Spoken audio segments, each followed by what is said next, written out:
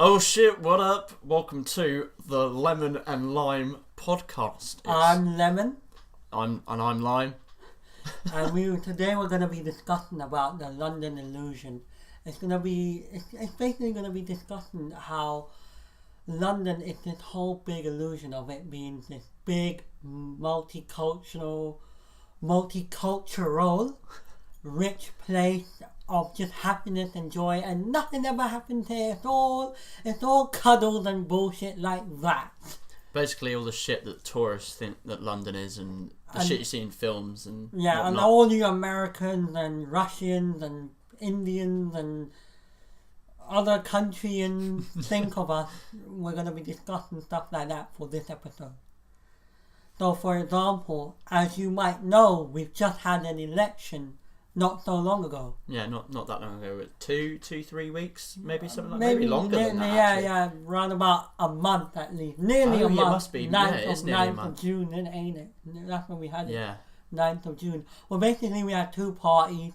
Tories, aka the devil's anus. And then you had Labour, the hope for the future. Which under Jeremy Corbyn, yes, that's my opinion. Other parties that are available. Comes with terms and conditions, but yeah, we had two sides, but you could say battling it out in a way. Well, it's kind of we're supposed to have. I mean, we do have a number of different parties. You have the Green Party, yeah. But I always, when I think of British politics, it's very much a two-party system. Yeah, and then the parties change. Yeah. Two titans basically, and the rest are fucking. Well, there's the Lib Dems that usually the cunt. Yeah, the controlling, the variable that depends on who gets in a lot of the time. I think. Pretty much. But this time, funny enough, we'll go on to who it was this time. We'll go on to who it was. It's very interesting who it was this time. But yeah, it was two parties. I mean, you had the Tories with the worst manifesto. I believe. Well, hold up. Now, when you say that they have the worst manifesto, I disagree with you because I actually really want to bring back fox hunting. Oh, and don't forget the dementia tax. The fucking dementia tax on the what a party, ain't it? What a fucking party. But yeah, basically for you Americans, it's Democrats against Republicans in a way. Where you have Republicans who are basically funded by the rich. And then what it's supposed to be, the Democrats for the working class and poor, but unfortunately this time you had basically two sides of the shit coin. Where you had Clinton and you had a bigger cunt by the name of Trump. But anyways, back to London. We were lucky this time. I mean, we didn't have that. We had May, as you may know, Theresa May, and we had a saint, in a way. We had Jeremy Corbyn, a very, very, very, social. You should say socialist. He is a socialist, isn't he? He's very much a socialist. I mean, he's for the future. He really brought out the youth of this country. I mean, one of the first times where I've truly given a shit about the election. Well, it's the first time a lot of people have voted as well, and not just because they've come of age to vote, but a lot of them have been able to vote in the past and just really not giving a shit. And there are people that I know who just don't really care about politics and actually went out and voted. Obviously, for discretion, I'm never going to say who they voted for. I don't even know a lot of them. But the point is that people made an effort to go out, and I think that's quite an interesting and a positive thing for the future. The fact that people are giving a shit about politics again. Yeah. And I think it scares the older generation. Yeah. And I'm not generalising older generation, but there are a lot of people that I can see that are scared at these young people voting. And so their retaliation is, well, what do you know because you're young? You've never had the wisdom. But at the same time, months before that are like, oh, young people need to vote. And I think there's this constant hypocrisy with it. And on one hand, there's a point to be had about that, about young people just going out and vote because they can. and not considering who they're voting for and why. And I think a lot of that happened with the Brexit vote. I know that was ages ago, and we don't want to jump back to that. But I know people that voted Brexit and voted Remain, but didn't know why they voted it. I believe it was more like people didn't. At that time, people didn't give a shit. Yeah. Really and truly. I agree. Because they didn't know what was at stake, I guess. But this time round, now that because of the election and both sides were able to present their argument, they, like, for example, with the Labour's manifesto, one of Labour's manifestos, or one of their goals or aims was to get rid of tuition. My apologies. Get rid of tuition, university tuition, and a lot of a lot of the youth heard that and kind of like, they kind of what's the correct term? It really opened their eyes. It really opened their eyes, and I think this time around people knew what was at stake, which made a lot of the younger generation, specifically mine and Lime's generation, come out and actually give a shit for once. Yeah. Because we knew what was at stake if we just sat at home, just like Brexit, we just sat at home and, not give a shit, not give a shit about other people around us. This time we actually got together, even I went out personally and joined the Labour Party because of Jeremy Corbyn's manifesto, because of the whole giving a shit about the next generation. Whereas in previous elections, the younger generation was a lot of the time stepped on or stepped over. And we were kind of like, is that the correct term? Marginal. I guess so. I guess you could in a say way, that, we were kind of marginal. It was all tailored to a lot of the older generation, and not much thought was given into young voters. Whereas this time, a lot of Corbyn's support came from the younger generation, and I think it worked, as you can see from the results. What are your thoughts on those results? I'm not gonna lie. When I was watching the whole start of it, when Labour was ahead, I was praying excited. my ass off. I really thought it was going to be a win that time, but when I say in a that, way, it was a win. In a way, yeah, it was a win. A lot of you are gonna listen to this and say, "Nah, amazing," but we're gonna get on to how Theresa May really stole. I want to say stole. Not what she didn't really win that. No, she kind of stole it. It was a desperation. I clung onto that fucking prime minister's seat like a fucking leech or something like that. Bitch, really. But anyways, personally, Corbyn. You could say it was it was a win because we all came out, and from what the results told us is that, and what the results showed someone like the Conservatives, a party like the Conservatives, is like, whoa, the younger generation really do have power in their hands. And it's really united a lot of us. You get me? So, obviously, because of that whole election result, May was just able to cling on to power. And here is how she clung on to power. By looking at the barrel of the deepest shit stain on earth. Perfect analogy. Perfect. Which was the DU fucking P. Openly homophobic. Yes, I'm a Muslim and I'm saying these guys are openly homophobic. They're openly, you can say openly racist, in some ways racist, Islamophobic. And also, Theresa May looking for this kind of coalition, would you say? If they're joining up, it is a coalition, but it just means that they're going to continue to give her the support, the votes, when they put things through. But at the cost of £1.5 billion pounds given to the DUP. You might as well let the IRA come back, and you might as well be a civil war in Ireland. Exactly, like the tension that is going to cause is just absolutely ridiculous, and the fact that she is so wrapped up in continuing and like you said, latching onto power like a leech, that she's totally not thinking about the future.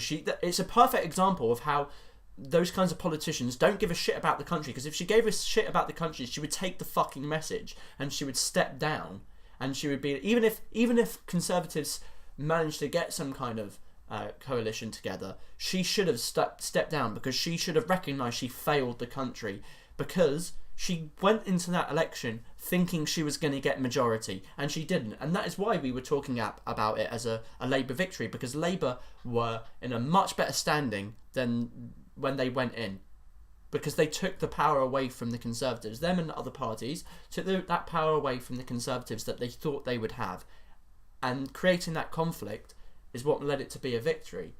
But the DUP, of all the fucking, you might as well. I'm speechless. I can't believe that the thing known as Theresa May has gone and looked for the DUP.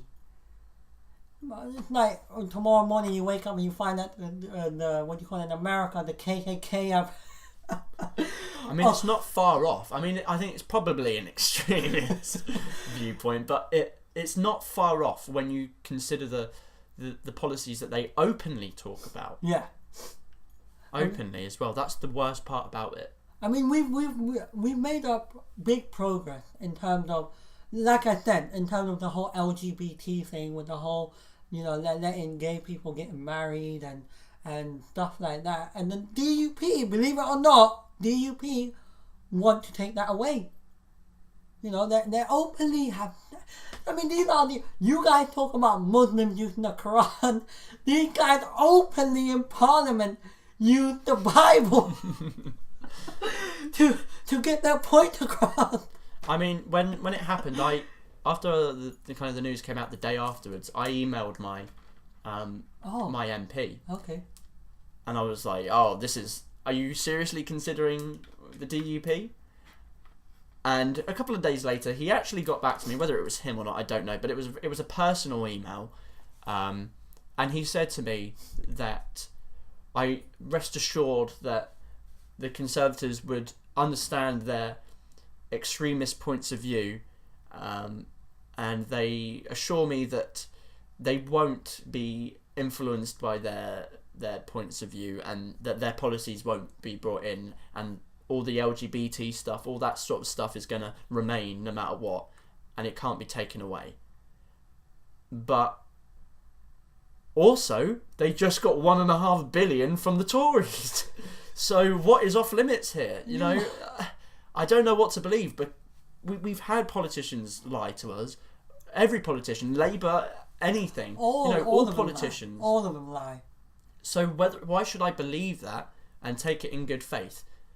But at the end of the day, there's not much I can really do about it, in terms of what he says to me and whether I can believe it or not. But it's just an interesting point of view, the fact that he did reply and say that. I don't believe it. I mean, I doubt they will take it away, but I just mean I doubt his I don't know the word I'm looking for. Not truthfulness, his integrity. Yeah, I doubt his integrity. I mean, what's funny here and what's ironic is that they were more than happy to call Corbyn, Jeremy Corbyn, an IRA supporter, and here they are doing this deal which can risk the stability. Well, they had not influences. They had connections with the IRA. In fact, the Tories had an ex-IRA member of Parliament the whole way through, but no one talked about that. An ex-IRA. We're not even talking like. I'm very much about people believing what they want and thinking about their own party that they want to support. I don't want to make this propaganda. I mean, with me, look, my position and point is, for personally, I think Northern Ireland should be part of Ireland because it's on that, it's on the same mainland of Ireland. But anyway, going back to what but the British Empire. Fuck that empire. Well, that's. I can go for hours on that empire. I think the British Empire is a topic for another time.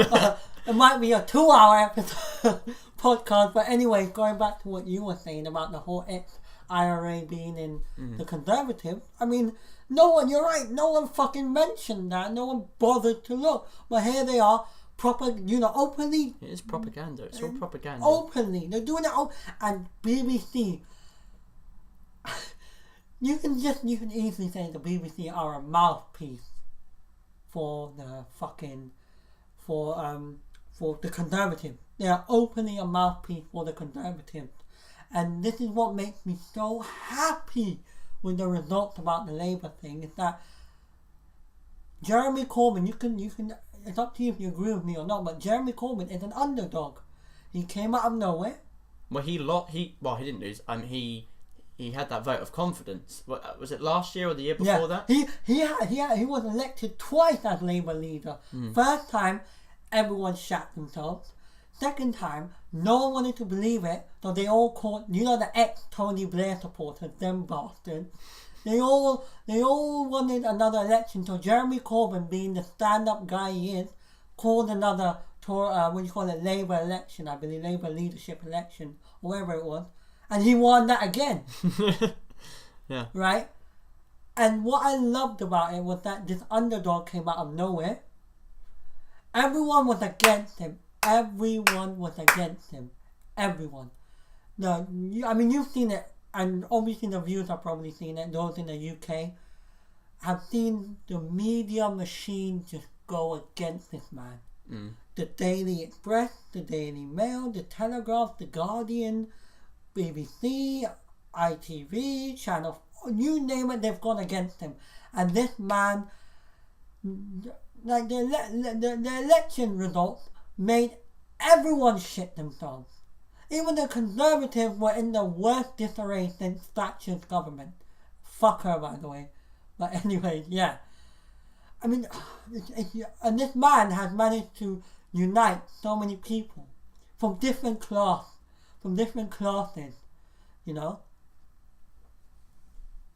Yeah. Yeah, well, class is a whole other topic of kind of the London illusion. People seeing all these, thinking it's such a graceful place in the UK and what a wonderful tourist location it is. But that's only if you're going into right into central London in those very touristy areas like Leicester Square, that kind of place. Or like the nice place of Kensington. Yeah, you just kind of breach out slightly, go down a couple more roads, and you're seeing the real class divide in London, because there is a big class divide. You look at things like back in feudalist kind of times, and feudalism, where you've got the royalty and whatnot, the rich and the peasants. It's not. I don't think it's quite as bad as that. I'm not trying to suggest we're living in feudalism anymore. But on the other hand, there is this massive divide where the poor are becoming poorer and the rich becoming richer. And coming from the government sort of side, that's almost what they want to do is make them poorer and make the rich richer. And I think that's having an effect on the communities around there. A lot of impact on that sort of area around London. What were your thoughts on the whole social construct of this country, not just London, but this country, is very interesting. Since we're on the topic of, since this is called the London illusion, in terms of London, the whole social construct is, like you said, you have these really nice, flashy areas of London like Kensington, and you have shops like Harrods and things that London are known for. But within, an example, Kensington, you have these other areas that no one talks about. No one bothers to go down there, and it's not even shown, because they know, the government knows that if you start letting these kind of pictures come out, aka the Grenfell Tower, which we will get onto, horrific, but which we will get onto.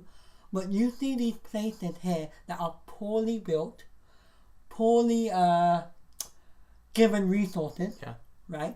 And these whole communities that are neglected by the Conservatives, and even under Tony Blair's Labour government, even under Labour's government under Tony Blair, completely neglected.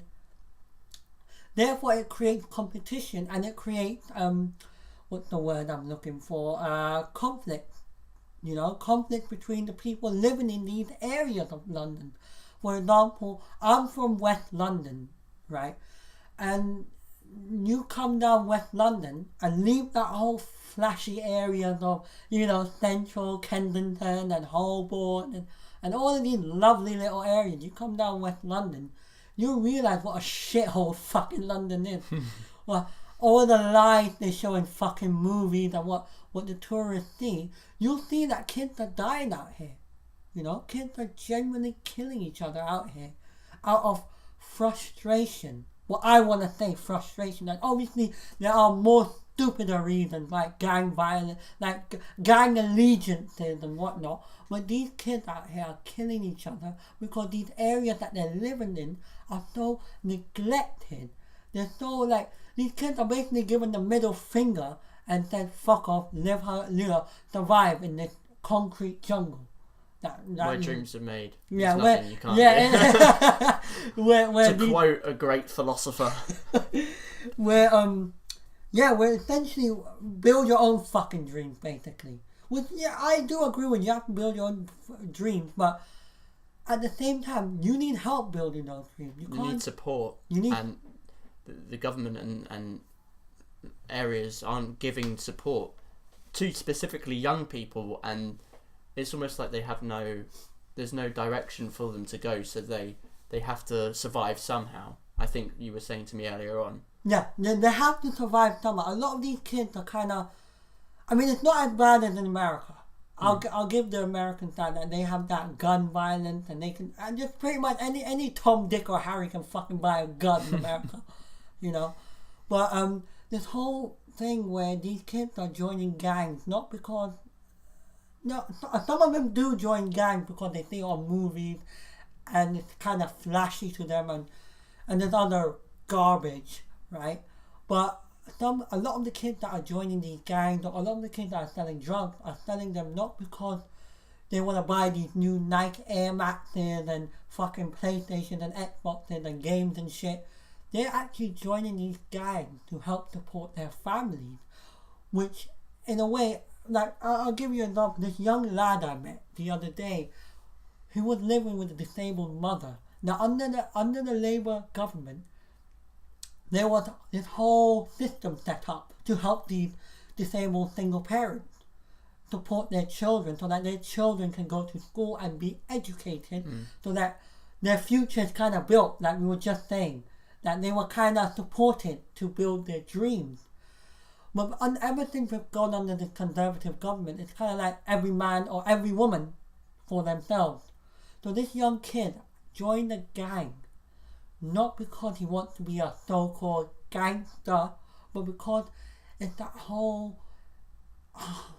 frustration of being young, trying to, he told me that he's done everything to try and find a legitimate way of finding a job. But these jobs, it's either there aren't any jobs, right, or they're motherfucking lying to these kids, or even us. Like we're not too old, you know. We're in our early, like late teens, but whatever. These kids are being early 20s. Early 20s, sorry, fucking hell. I'm just so into what I'm saying. These kids are so neglected, and this one kid was so neglected that he tried everything to find a job, but he couldn't. So where did he go in the end? He joined the gang and he started selling drugs just to support his family. That should not be an option for a young lad like that. That kid is about 15 years old. But it destroys their future right afterwards as well. Yeah, and if they get caught, if these kids get caught, their future's gone. That's on their permanent record. The police won't give a fuck about, oh, you're supporting your mum, oh, you're free. No, they don't. For them, no. Police brutality or whatever in London exists, but again, that's for another time. What I'm trying to say here is that it's like you said, their whole future gets fucked up because of that whole dealing of drugs and that whole kind of lifestyle that they end up taking up, because this one kid is trying to support himself, right, and his own mother, and he's actually buying groceries. Literally actually buying groceries with this money he's getting. This money he's getting from selling I'm not going to say the trunk, and I don't want to, you know, incriminate. not to say incriminate, but promote it. Yeah, but, okay.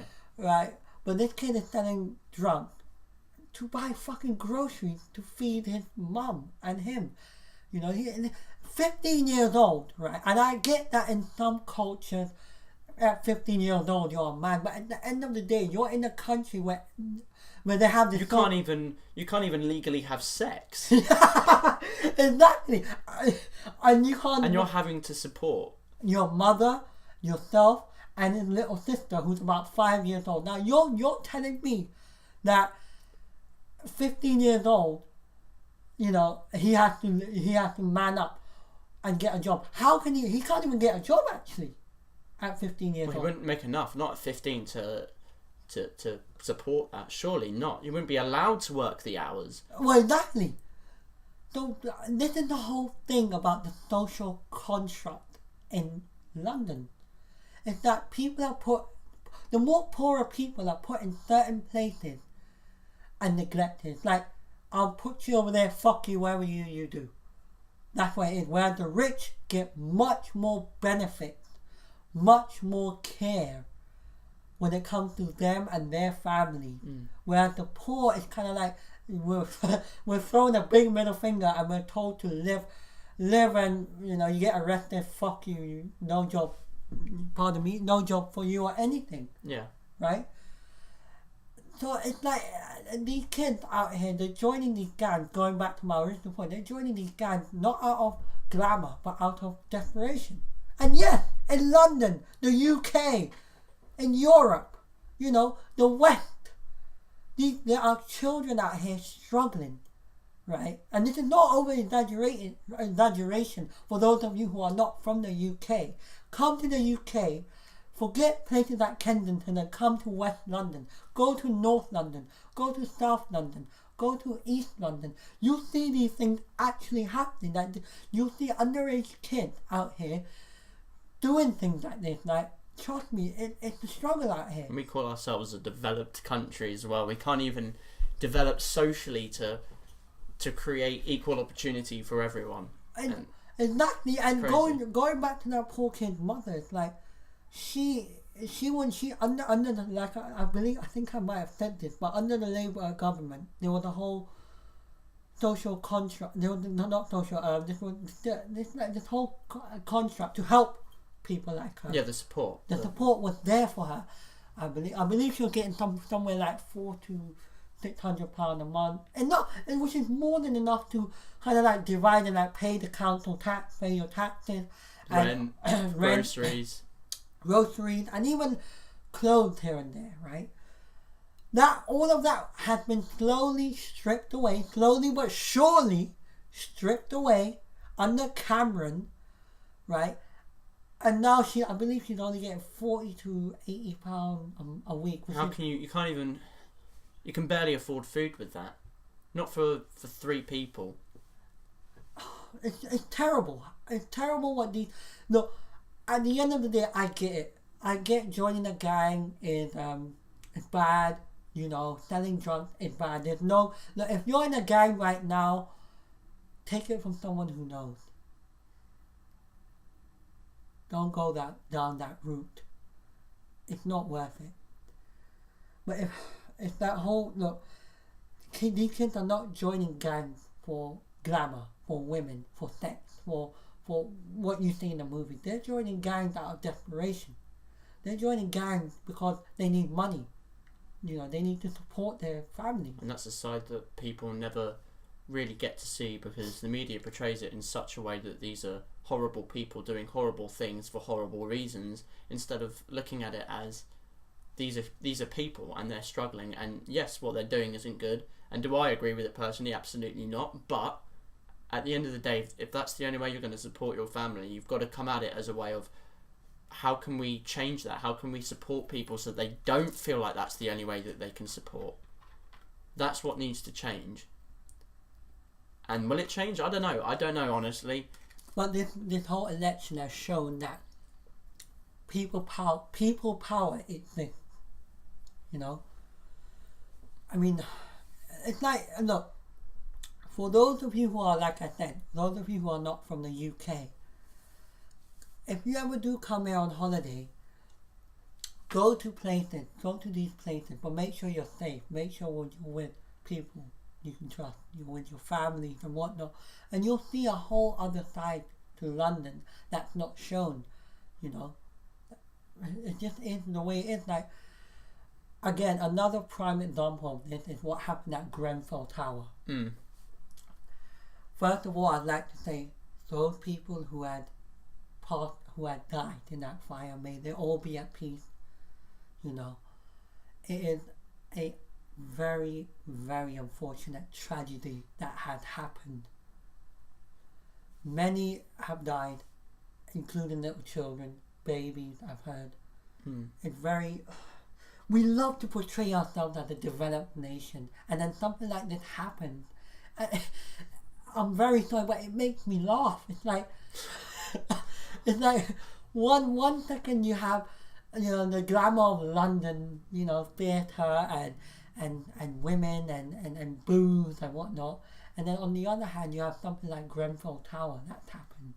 You know, for those of you who are living under a rock or whatnot, or even outside the UK who have not heard about this, the Grenfell Tower is basically a massive fire that had happened within the tower. I don't know how it was started, but it was due to the cladding that was applied within the tower that was used to make the tower, right? Yeah. And I believe it just set, and it was the most dangerous cladding. I mean, the residents of the tower have been staying for quite a while. I believe nearly 2 decades. I could be wrong, but from what I've read, that it's been quite a while. Before the tower happened, a lot of the residents of that tower were complaining about it, telling the council that, look, this is gonna fuck up, and, you know, in simpler terms, this is gonna fuck up, and a lot of people are gonna get hurt. But again, under the government we had, or the local council, yes. the local council, they just kind of shrug it off and just call the people crazy in a way. That, you know, you just want free service and whatnot. And because the local council, the MPs, you know, the government essentially ignored what was in that tower. And in, I believe, nearly 200 towers across London. Yeah, so many places have been evacuated over the past week or so. Like, so many people are just getting evacuated from their buildings because of all the poor craftsmanship that's gone into these buildings. Like, specifically the materials, just cheap ways of shaving a bit of pee off, you know? It's horrible. And it goes to show you that we're all disposable.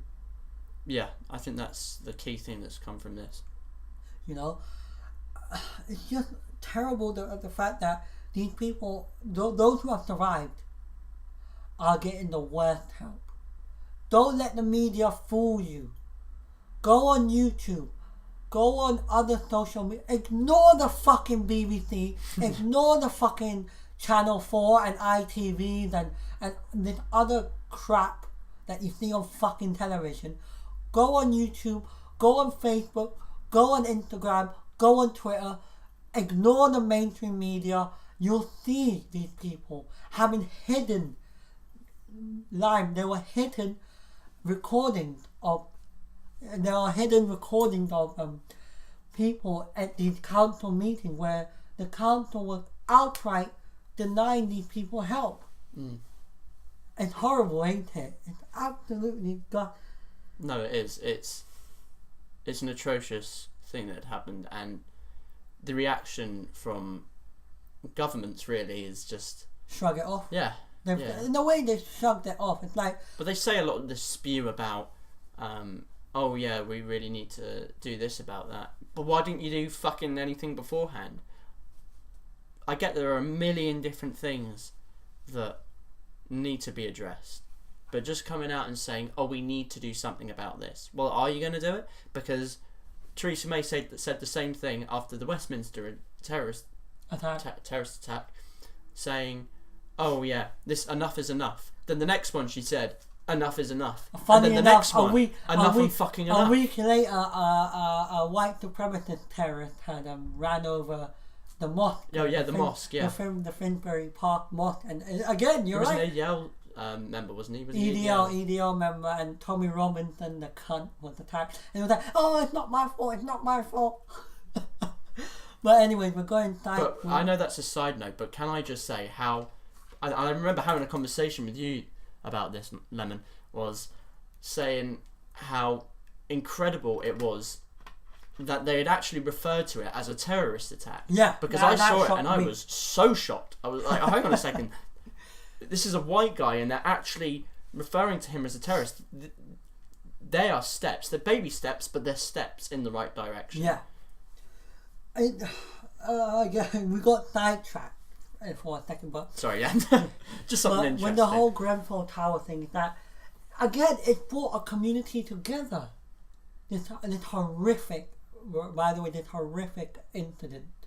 It's utter negligence, and yet the people who were involved, with, with the whole making of the tower, right? They must be charged with manslaughter.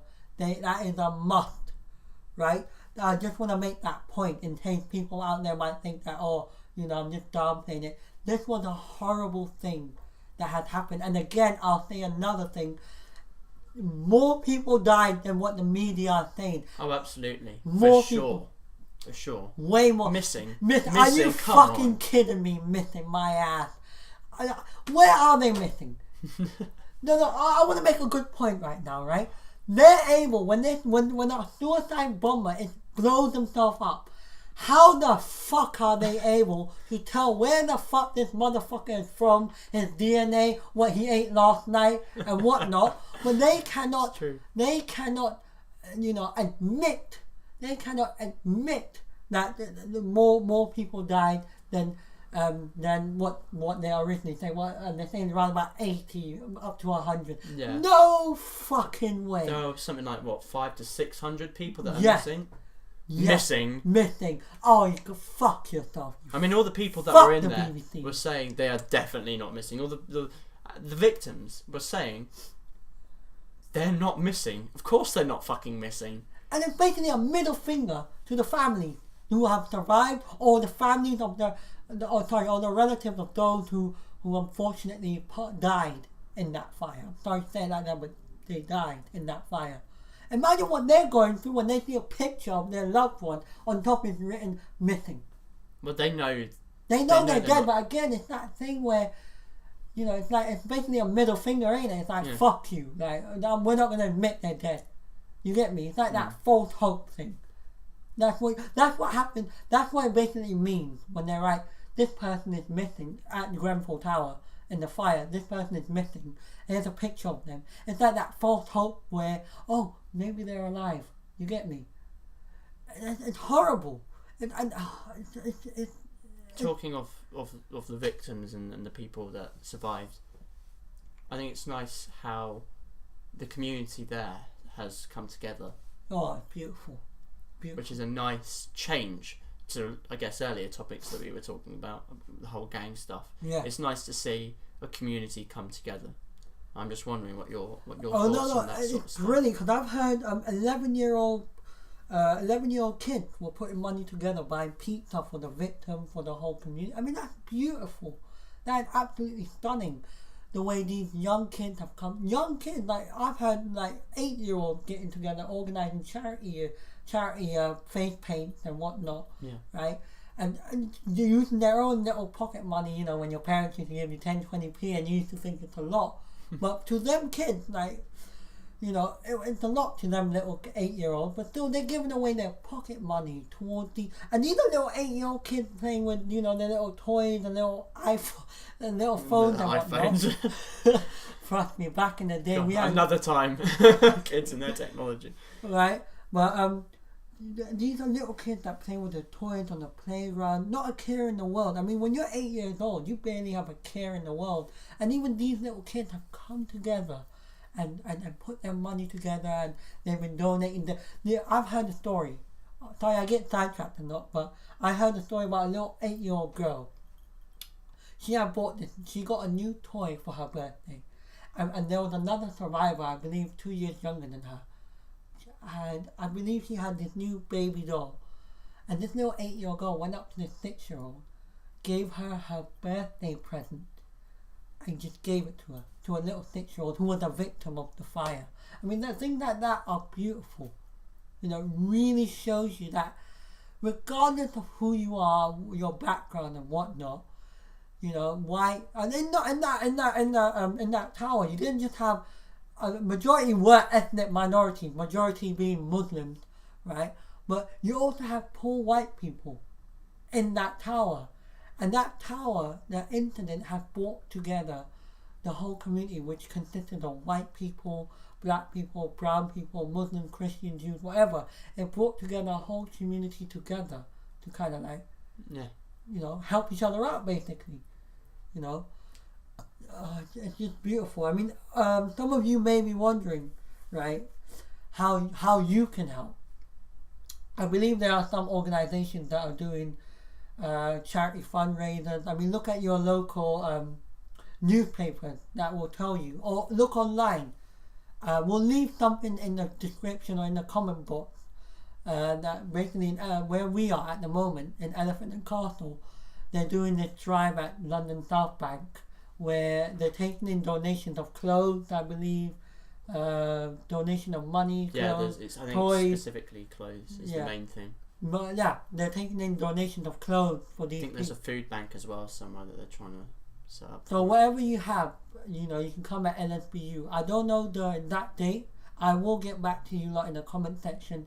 But yeah, we will get back to you lot in the comment section. So yeah, it's terrible. It's just, again, the London illusion.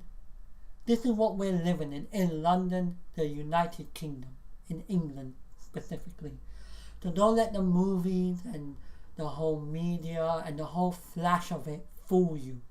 There are people in grinding poverty. Yes, I said grinding poverty in this country, in London, in the capital of this nation. Right? So don't let anything fool you. Right? This is Lemon and Lime on this. We're signing off. Thank you very much for listening. We really do appreciate it. I don't appreciate it. Oh, you can go fuck yourself, alright?